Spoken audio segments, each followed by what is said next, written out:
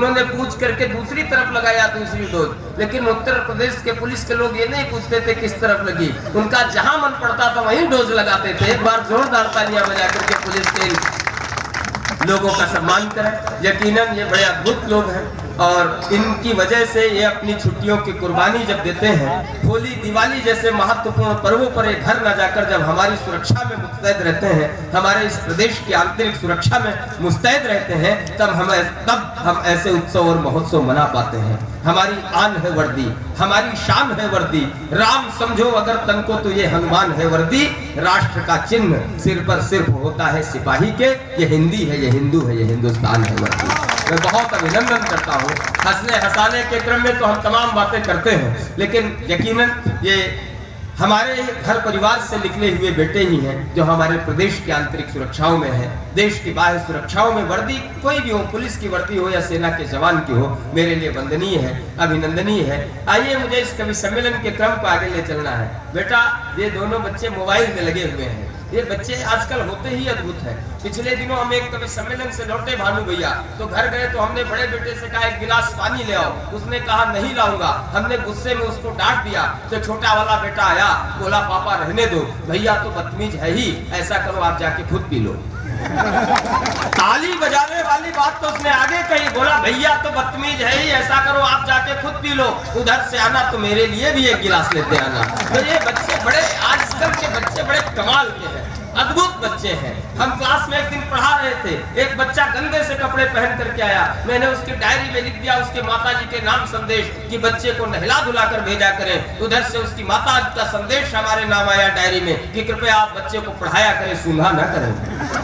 तो ये बड़े अद्भुत बच्चे हैं। आजकल के बच्चे इतने हाजिर जवाब है, और प्रमोद पंकज जी का लड़का तो बहुत हाजिर जवाब। पिछले दिनों हम नवरात्र के आसपास कई कार्यक्रमों में लगातार इनके 12 बंकी के आसपास पढ़ने थे मैं, तो प्रमोद जी ने कहा ऐसा है नीरज, रोज रोज कहाँ रायबरेली जाओगे, किराया भाड़ा भी खर्च होगा, थकान होगी, तुम हमारे यहाँ 3-4 दिन रुको। जब इनके यहाँ 4 दिन रुके तो 5वें दिन इनका लड़का आया, उसने कहा अंकल जी फिर कब आएंगे? हमने कहा बेटा बहुत जल्दी आएंगे। तो उसने कहा जब आप जाएंगे नहीं तो हमारे घर से आएंगे कैसे? तो हमने कहा, हम तो चौंक गए। तब तक प्रमोद भैया आए, इन्होंने कहा नहीं ऐसा नहीं कहते बेटा, भगवान मेहमान भगवान के समान होता है, नीरज पांडे अंकल हमारे मेहमान है, ये भगवान के समान है, दाने दाने में लिखा है खाने वाले का नाम। तो इनके लड़के ने कहा पापा ये बात तो सही है, लेकिन नीरज पांडे का नाम हमें लग रहा है पूरे बोरे में लिखा है, जब से आ गए जाने का नाम ही नहीं ले रहे। अच्छा, इनको गुस्सा आ गया, इनको इस बात को सुनकर के गुस्सा आ गया, हमारे सामने इनकी बेइज्जती कर रहा था बच्चा, तो इनको आ गया गुस्सा। इन्होंने गुस्से में बच्चे को डांटते हुए कहा गधे कहीं के, इन्होंने गुस्से में डांटते हुए कह दिया गधे कहीं के। इनका लड़का इनसे एक कदम आगे, उसने कहा पापा आप अपनी औकात में रहा करें, हमें गधा नहीं गधे की औलाद कहा करें। मैं प्रमोद पंकज जी को बुलवाऊंगा, लेकिन उससे पहले मेरा मन हो रहा है, अब ये मेरा व्यक्तिगत मन भी है कि उस स्वर को सुना जाए। अभी मंच पर जो गीत का एक वास्तविक स्वरूप है वो मंच पर नहीं आया। गीत के बिना कोई भी कवि सम्मेलन अधूरा रहता है, और ये तो विद्रोही जी की धरती है, ये गीतों को प्रश्रय देने वाली जमीन रही है। कुछ भी न लिख सका मेरे रिसालों के वास्ते, कहीं विद्रोही जी ने 4 पंक्तियां कही, कनक भाई ने बहुत शानदार काव्य पाठ किया, आदरणीय दामोदर स्वरूप विद्रोही जी ने कहीं पर 4 पंक्तियां कही कि कुछ भी न लिख सका न रिसालों के वास्ते, उत्तर न बन सका मैं सवालों के वास्ते, लेकिन स्याह रात तलाशेगी मुझे जब मेरी तलाश होगी उजालों के वास्ते। तो आइए, कवि सम्मेलन में जिस विधा से उजाला होता है, जिस तत्व से उजाला होता है, वह गीत तत्व है। आइए गीत के उस तत्व से साक्षात्कार करें। गीत जिसके लिए कहीं सोम ठाकुर ने कहा कि कल्प वृक्षों के सुनहले फूल हैं ये, दर्द की आकाशवाणी के वचन हैं, तू इन्हें दिल के खजाने में संजोले।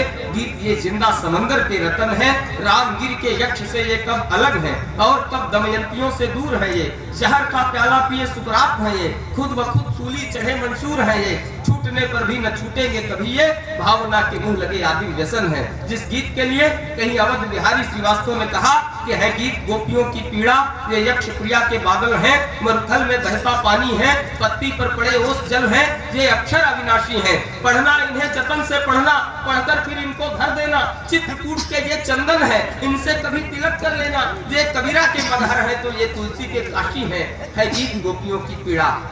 आइए उसी गोपियों की पीड़ा को स्वर देने वाला एक बहुत सधा हुआ नाम, एक शिष्ट शालीन और संस्कारित नाम इस मंच को विभूषित कर रहा है। मां वाग्देवी के स्तवन से जिस बिटिया ने, जिस बहन ने आज के इस कवि सम्मेलन का मंगलाचरण किया था, शुभारंभ किया था, मैं उस स्वर को आपके बीच में आमंत्रित करना चाहता हूं जिन्होंने श्रृंगार भी गाया तो उस मर्यादा की परिधि में गाया कि माँ और पुत्र एक साथ बैठ करके उनके श्रृंगार को सुन ले, बाप और बेटी एक साथ बैठ करके जिनके श्रृंगार को सुन ले, बहन भाई एक साथ बैठकर जिनके श्रृंगारिक अनुभूतियों का आत्मसाक्षात कर सके। ऐसा श्रृंगारिक अनुभूतियों का बहुत वरेण्य नाम, कम उम्र में तमाम उपलब्धियां अर्जित करने वाला नाम मेरी प्रिय बहन डॉक्टर शशि श्रेया का होता है। वह इस मंच पर है तो निश्चित रूप से श्रृंगार की कविता के रूप में कुछ सार्थक बातें होंगी। आइए मैं बहुत आदर और सम्मान के साथ उस बहन को आमंत्रित करना चाहता हूँ। 2 त्योहार अभी बीते हैं, आप सबने 2 त्योहार मनाए हैं। मैं उन 2 त्योहारों का हवाला देकर के उस नाम को बुलाना चाहता हूँ इस पवित्र मंच पर, आदरणीय रमेश तिवारी जी के आमंत्रण पर, कि बहन भाई के घर में इस तरह महफूज रहती है। 2 पंक्तियां सुनना और बुला लेना। मैं क्या बुलाऊंगा, आप सबकी तालियां बुलाएंगी उस नाम को कि बहन भाई के घर में इस तरह महफूज रहती है कि जो दीपावली के साथ भैया दूज रहती है। बहुत बढ़िया भाई।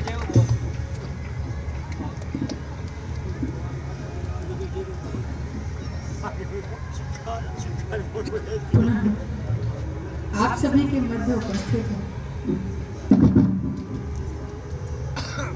मैं निवेदन और करना चाहता हूँ, मेला प्रशासन या पुलिस प्रशासन के लोग, ये जो साउंड की आवाज आ रही, अगर संभव हो सके तो अगर बंद हो जाती तो बहुत बड़ी कृपा होती है। कवि सम्मेलन का अंतिम हिस्सा ये अपने उत्तरार्ध पर चल रहा है, कवि सम्मेलन और व्यवस्थित हो जाता, क्योंकि अब कोलाहल की आवश्यकता नहीं, बहुत शांत होकर के नीरवता के साथ कवि सम्मेलन चले। अगर संभव हो तो आवाज बंद करवा दी जाए सामने। हाँ, यदि ये हो सके तो अच्छा हो जाएगा। यहाँ पर व्यवस्थाओं को देखने वालों में से जो भी लोग हैं, कोई वहाँ तक जाकर इसको बंद करवा देगा तो शायद मैं जो भी कहूँगी वो आप तक बहुत आसानी से